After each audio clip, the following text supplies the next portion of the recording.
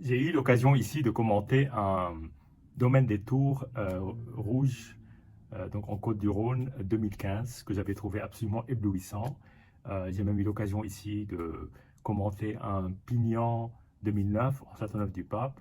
Aujourd'hui, nous allons au Château des Tours, le deuxième domaine d'Emmanuel Reynaud. Donc il y a Rayas Pignan, il y a Fonsalette, et puis il y a domaine et château des Tours, qui est sur l'appellation à la fois Vaqueras et Côte-du-Rhône, donc plus au sud bien entendu, que Châteauneuf. Donc euh, là, c'était une énorme découverte, vraiment une énorme découverte. J'ai eu la chance de tomber sur un 2005, ce qui en fait un vin presque de 2 décennies. Et il faut savoir que chez Emmanuel Reynaud, les vins attendent avant d'être mis sur le marché, en particulier en l'occurrence quand il s'agit du grand Rayas, qui parfois, pour certains clients, reçoivent des Rayas de 15 ans. Donc c'est pas absolument anodin si Emmanuel Reynaud préfère mettre les bouteilles dans les mains des amateurs que de longues années après leur mise en bouteille. Donc il y a quand même quelque part une recherche d'une maturité suffisante, ou en tout cas d'une maturité nécessaire pour que, selon lui, ces vins commencent à être dégustés sur le marché, parce qu'on sait bien que dès lors qu'on met des bouteilles sur le marché, ben, on ne les contrôle plus, et c'est normal, chacun fait ce qu'il a envie de faire. Là, en l'occurrence, c'est un château des Tours en Vaqueras. Alors, la galaxie Renault est quand même assez vaste et on peut s'y perdre. Donc, sur Châteauneuf, on a effectivement Rayas en rouge, Rayas en blanc et Pignan uniquement en rouge. Il y a un Côte-du-Rhône sur ce château, dont le nom m'échappe, désolé. Et puis ensuite, on a le château Fonsalette en rouge et blanc et château des Tours, domaine des Tours. Alors, sur château des Tours, il y a un Vaqueras et puis un Côte-du-Rhône. Normalement, c'est tous les ans. Sauf que parfois, pour des raisons assez surprenantes, parfois tout simplement de teinte du vin qui ne correspond pas aux critères de l'appellation, ben, le Vaqueras ne porte pas l'appellation Vaqueras, mais redevient un Côte-du-Rhône, mais avec la mention grande réserve. C'était le cas sur un 2014 que j'ai eu l'occasion de déguster et que lors d'une dégustation d'une grande partie de la galaxie Renault, que j'ai pu d'ailleurs commenter ici. Vous la retrouvez sur notre canal. Ben, vous tapez dans les mots de recherche et vous trouverez, vous tapez Renault ou Rayas et vous verrez, parce nous avons dégusté à la fois des blancs et des rouges. Et donc, sur les rouges, il y a effectivement le château des Tours, qui peut être en Vaqueras ou en Côte-du-Rhône, puis le domaine des Tours que j'ai eu l'occasion de déguster ici, qui lui est en rouge, classiquement à base de Grenache, Cinsault et Syrah, mais il en existe une version en Merlot et Syrah, curieux, et une version en 100% Merlot. Et en blanc, on le trouve en clairette et on le trouve en grenache blanc. Ça fait quand même un assez grand choix. Donc là, je vais déguster le Château des Tours réserve donc 2005 pardon, en Vaqueras, qui lui est un assemblage de deux cépages, majoritairement Grenache, complété avec de la Syrah. Chez Reynaud, la culture du Grenache est une culture très poussée, puisque sur ces appellations Châteauneuf, les vins sont en, euh, en Grenache 100%. Voilà. J'oublie un petit détail, il y a un rosé que j'ai jamais eu l'occasion de déguster. Je crois que j'ai dégusté toutes les cuvées, mais pas le rosé de Renault qui a le joli nom de Parisis, SY. Voilà. Donc nous allons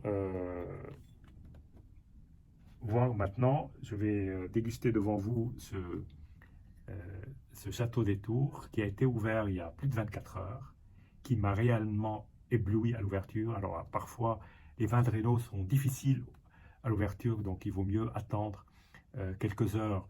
Lui il préconise parfois 24 heures, mais bon, je l'ai adoré dès la toute première gorgée, dès le décapsulage, et voilà, et c'est avec une énorme envie euh, que je souhaite regoûter ce vin. Alors la couleur est une couleur, comme toujours chez Reno, assez évoluée, euh, naturellement, je dirais. Alors bien évidemment, là on parle d'un vin qui a 20 ans, mais même sur des vins plus jeunes, on a toujours la sensation qu'il y a un côté, alors déjà, teinte bourguignonne, qui rappelle parfois certains vins de la Romanée Conti ou chez Bizot, c'est-à-dire que ce sont des rouges orangés, euh, pas trop évolués, mais toujours un tout petit peu d'évolution. Et bon, voilà. Alors là, on voit effectivement qu'il y a des jambes qui se forment assez rapidement. Alors moi, sur le moment, j'ai pas réalisé, donc je l'ai bu, j'ai trouvé ça super bon, super agréable, etc. Et quand j'ai regardé les étiquettes, 2005 est une année quand même qui était assez chaude, pas aussi chaude que 2003, mais là, ce vin titre 15, ce qui est pour l'époque déjà assez haut. On se croirait presque en Californie, mais il faut voir aussi qu'Emmanuel Relo aime bien vendanger très tard et pas du tout au moment de vendange des autres domaines. Par exemple, il y a des années sur Ayas où il a vendangé en novembre. Et en fait, il y a une certaine fraîcheur qui s'installe, qui fait qu'il y a une maturation assez lente des belles raisins. Et il attend le moment optimal où il considère que le raisin est bon, c'est-à-dire qu'il le goûte. Et si le raisin est bon à point comme il doit l'être, à ce moment-là, évidemment, il décide de vendanger. Parfois, ça peut se faire au niveau d'une grappe et pas forcément de toute la grappe.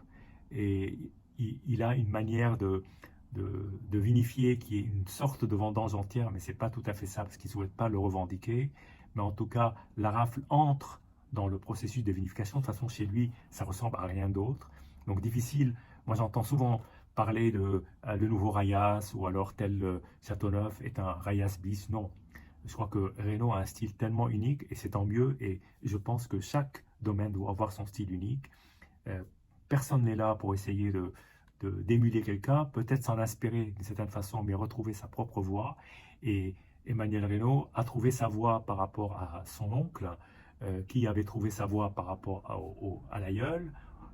Donc chacun a imprimé euh, un mélange de tradition et de personnalité propre qui fait qu'aujourd'hui, effectivement, les vins d'Emmanuel Reynaud ressemblent à ceux de son oncle, mais pas tout à fait. Il y a quand même une différence de style entre les Rayas des années 80 et puis les Rayas qu'on peut déguster aujourd'hui.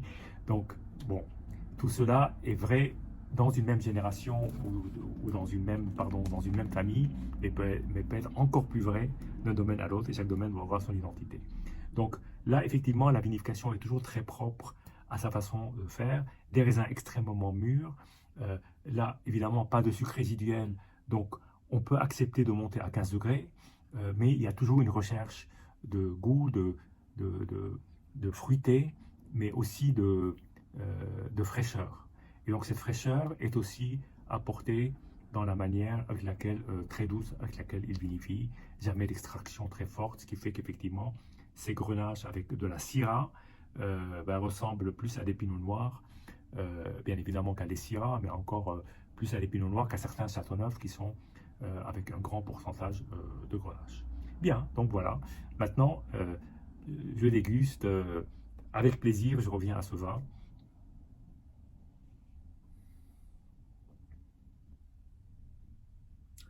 Le nez est hyper expressif, il y a beaucoup beaucoup de fruits, même je dirais presque de la pulpe de fruits, même on sent la peau, comme un extrait de peau, et puis il y a plein d'autres arômes. Là on est sur la date, on est sur la prune, la cerise noire, l'olive, l'olive, incroyable. L'olive, le laurier, ah, magnifique. Même la violette, un tout petit peu. Un bouquet d'épices et de fruits noirs et de fruits mûrs et c'est absolument magnifique. Là, je pourrais en parler pendant 10 minutes.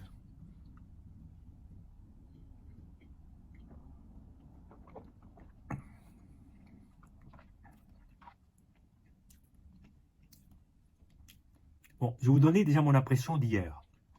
Mon impression d'hier était C'était un vin qui avait une force intérieure et une puissance intrinsèque, mais tout en douceur, avec une grande légèreté. Enfin, grande légèreté. Je ne veux pas dire que le vin est léger, mais c'est un vin, et alors surtout pas dilué, au sens léger, dilué, mais au sens léger, c'est-à-dire au sens pas lourd. C'est-à-dire intrinsèquement un vin très digeste, et un vin qui a une certaine finesse, une certaine sophistication, mais qui demandait encore à se délivrer, même si le plaisir au moment de l'ouverture de bouteille était déjà énorme. Et là, je dois dire que cette force intérieure et intrinsèque a commencé à ressortir. Et je dis commencer parce que je ne suis pas certain qu'on ait fait le chemin. Et je crois qu'il y a encore du chemin à parcourir avec ce vin. Alors quand je dis avec ce vin, je dirais avec cette bouteille, parce qu'on est sur une bouteille de presque 20 ans, et donc chaque bouteille va être différente. Et c'est encore davantage le cas chez Renault, où on peut avoir des différences dans un même carton, sur deux références identiques. Mais là, je pense même à la cuvée en tant que telle, et ce 2005 peut encore rester en bouteille pendant facilement 10 années. Alors là, je suis en train de parler comme si je parlais d'un Rayas, puisque les Rayas sont presque immortels, si je puis dire. Certains ont eu la chance de goûter des Rayas 78, n'en sont jamais revenus, tellement le vin est exceptionnel, y compris des années 60. Moi, j'ai pas eu cette chance-là, mais les Rayas que j'ai bu avaient au moins 15 ans, et c'est vrai que c'est des vins qui en ont plein sous le pied, et là, c'est la même sensation que je retrouve ici par rapport, par exemple, au Côtes-du-Rhône 2015 que j'ai dégusté, qui lui était superbement bon, qui pouvait encore attendre un grand nombre d'années, mais là, on sent ici, sur ce Vaqueras 2005, un plus grand potentiel, une énorme réserve. Alors, peut-être l'étiquette réserve, là, elle n'est vraiment pas usurpée, parce qu'il y a vraiment de la réserve dans ce vin, et c'est un vin que je ne vais pas déguster intégralement en bouteille tout de suite, je vais l'attendre, et probablement, je vais y revenir dans quelques jours, pour voir comment je dis bien quelques jours, pas 24 heures, parce que je pense qu'il faut lui laisser le temps de se mûrir, évidemment dans de bonnes conditions, pas sous la chaleur, on n'est pas là en train d'essayer de faire un vieillissement accéléré, mais de lui laisser le temps de reprendre goût à l'air extérieur et de nous délivrer tout ce qu'il peut avoir. Alors maintenant, je ne vous ai pas encore commenté réellement.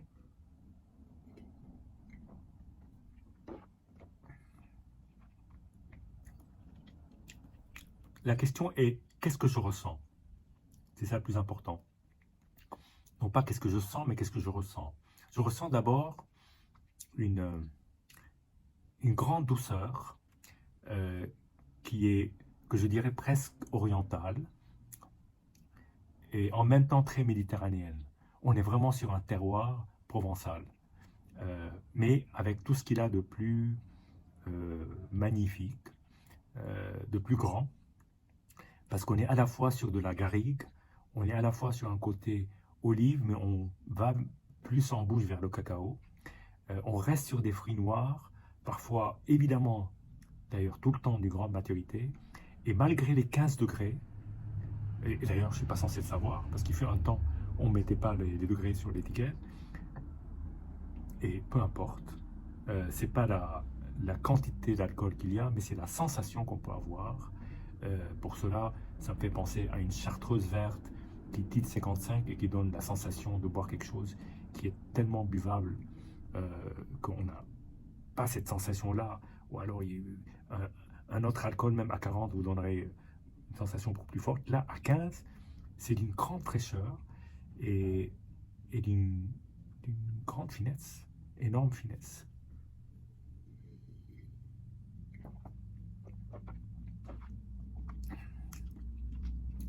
Texture souple, fruits noirs, presque même date, comme j'ai dit au nez, partant sur des épices garriques, olives, et en même temps une assez belle acidité, pas excessive, un côté presque doux, sans être sucré, mûr plutôt que doux, donc de la maturité à pleine bouche et une texture absolument somptueuse. Voilà. Alors, je vous dis sur ce moment assez exceptionnel, bah, bravo à Emmanuel Reynaud pour ce superbe vin qui communique, en tout cas, un vrai caractère et c'est pas courant. Voilà. Et puis je vous dis santé et puis à bientôt. Me voilà de retour. Je m'étais promis de revenir à ce vin plusieurs jours plus tard. Donc là, en fait, c'est 13 jours plus tard, après l'ouverture. Je l'ai dégusté déjà à l'ouverture et puis le lendemain. Mais les vins de Reynaud sont des vins de longue garde ouverts et de longue garde fermés. En tout cas, quand ils sont réussis, comme c'était le cas de ce magnifique Château des Tours 2005. Mais là, donc, je vais le regoûter pour la première fois depuis 12 jours. Ce sera la surprise. Bon, on va le voir dans un instant. Alors déjà, Mania Reynaud dit que la couleur se modifie en 24 heures. Bon, je n'avais pas tout à fait saisi un changement de couleur. Donc, voici la bouteille, toujours présente, donc avec un assez bon niveau d'ailleurs, puisque j'y vais avec énormément de modération. Et voilà, donc je vais vous montrer le vin. Enfin, du moins, je vais vous le décrire parce qu'à l'écran, c'est souvent plus difficile. Moi, je trouve que la couleur est à peu près la même et n'a pas beaucoup évolué. Elle est peut-être un chouïa plus orangée. Oui, peut-être plus orangée, mais que dans mon souvenir. Mais globalement, il n'y a pas de différence notable. Bien, maintenant, je vais me lancer et déguster, voir si le vin a radicalement changé. Peut-être qu'il ne fallait pas attendre aussi longtemps, ou peut-être que j'ai bien fait, ou peut-être que ça n'a pas eu beaucoup d'impact. On va voir. Est-ce que le plaisir sera renouvelé? Parce que je rappelle que ce plaisir était absolument immense dès la dégustation à l'ouverture et encore tout autant le lendemain. Voilà. Je vais directement le déguster.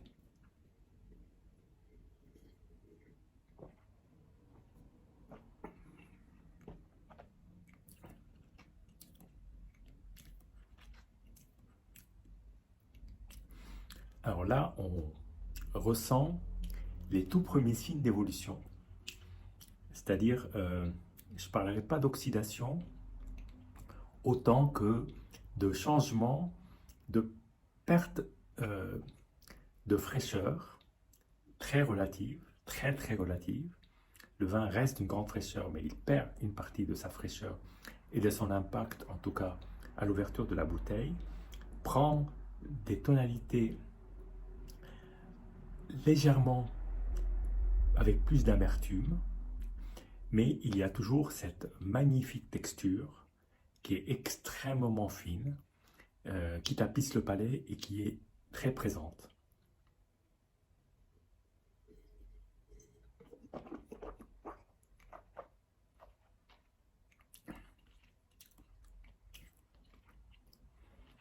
Les tanins sont toujours aussi présents. Je dirais c'est des tanins de vin assez jeunes, mais certains vins resteront tanniques toute leur vie.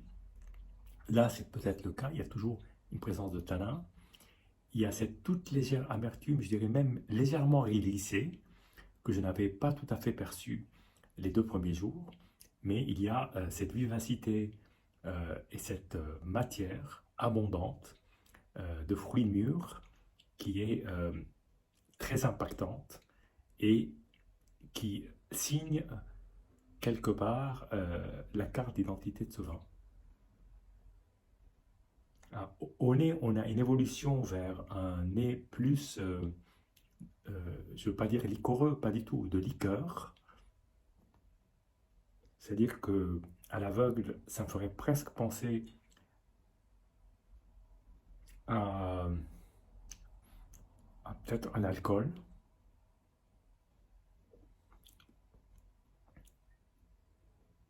On retrouve le côté provençal, garrigue que j'avais noté au tout premier nez.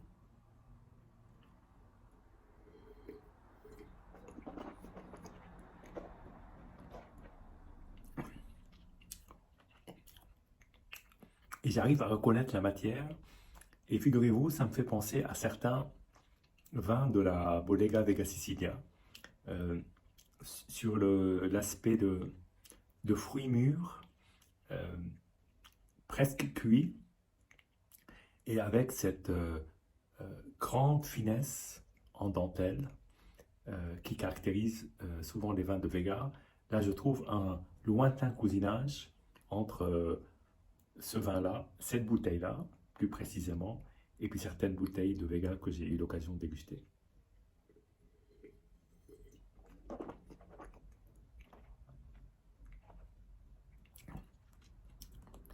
En tout cas, très beau vin, même 13 jours plus tard.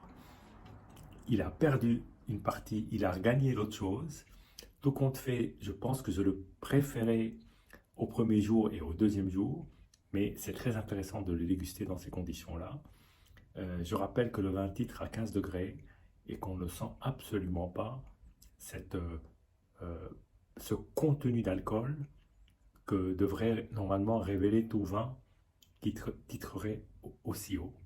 Voilà, je vous dis santé et à très bientôt.